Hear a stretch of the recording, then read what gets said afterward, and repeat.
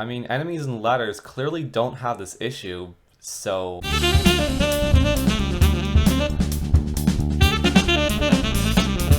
Today, I want to talk about this piece of computer gaming history called Pathways into Darkness. This early first-person shooter game was first released in '93 for classic Apple computers to become relatively successful, selling like 20,000 copies, and the first to implement any sort of 3D engine or 3D textures. Even the rough 3D engine that it has, it actually was impressive for its time that it was able to do all of this in real time. So there's actually a fair amount of historical significance there. So how do I know about this game and why am I discussing it? Well, we have this port of it in our Mac App Store account for some reason, and I actually do remember messing with this several years ago, and the most I could figure out was how to move around and how to use the survival knife, which makes it really hard to evade enemy fire. And after all, I had no sense of where it was set, like it just felt like some arbitrary location. More on that shortly. It was only after this where I figured out the other basics, like how you press G to search your surroundings, R for resting to regain your health, T for taking items, etc. And even then I found many of the things you have to do in the game quite obscure.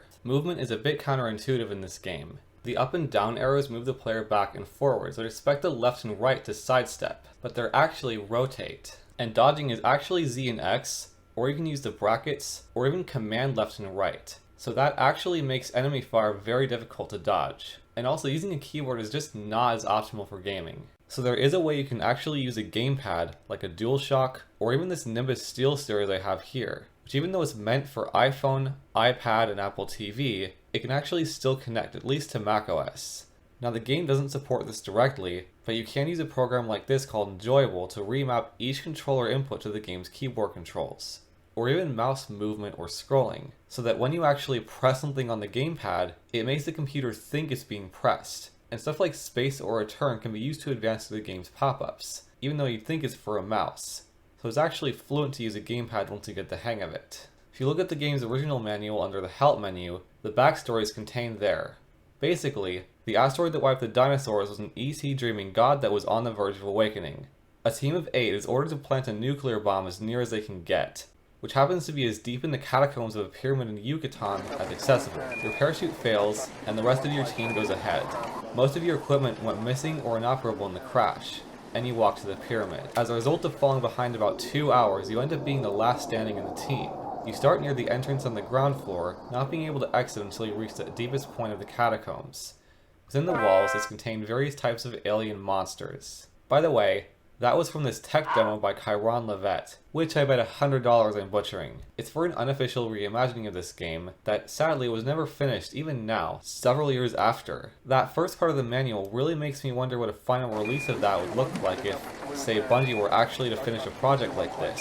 Like with actual cutscenes of the aliens of the Pentagon and everything else like that. The rest of the manual is also incredibly interesting, because it talks about how to install the original version and what its system requirements would have been. So you'd have to have a color-capable Macintosh with 2 megabytes of free RAM, and if you want stereo, Sound Manager 3.0. Now apparently they had diskette and CD-ROM versions, and if you scroll down, you can see these images of the original game's worldview window. The pictured level here is called Witness Total Carnage. Now there is a level in the game called Happy Happy Carnage Carnage, so it could just be the same level, although I don't think any zombies were in there. Or those could be gas, which are those earthquake enemies you can see later in the game. Or it could be a totally different level I haven't been able to access yet, or it could be simply unused. And if you weren't able to pick up on this, the depiction of the floor and ceiling is not with texture as you can see in this port version, rather using a simplified gradient like this. It does look rather odd, and while looking for evidence of the original Macintosh version that apparently had floor and ceiling textures, the only thing I could find is this playthrough by Zach Amador. So this is a 1993 Bungie first-person shooter.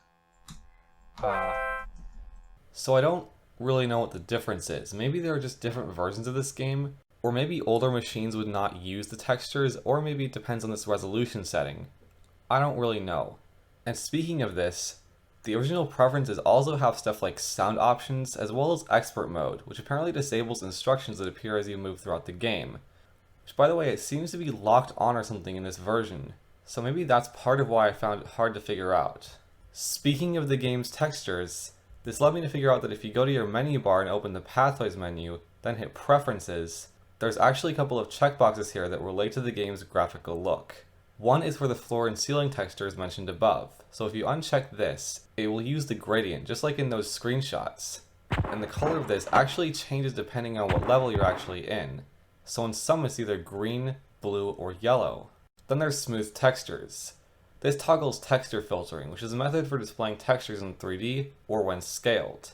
Basically, for each pixel in display space, it will interpolate between the color of its four encompassing texels based on the coordinate between them, resulting in a more blurry and less obvious pixelation effect up closer. It also somewhat reduces aliasing, especially that flickering effect when a texture is viewed from afar or at steep angles. If you turn this off, you can see the textures look pixelated. Here's a side comparison between them so you can see the difference as the camera is moving. I don't think filtering was ever in the original. I'm just amazed how I never found this preferences window, because I'd been into this game on and off for years, and still not been able to figure that out. But it just looks generic, like it wouldn't have something of interest specific to this game, right? Well, apparently not so.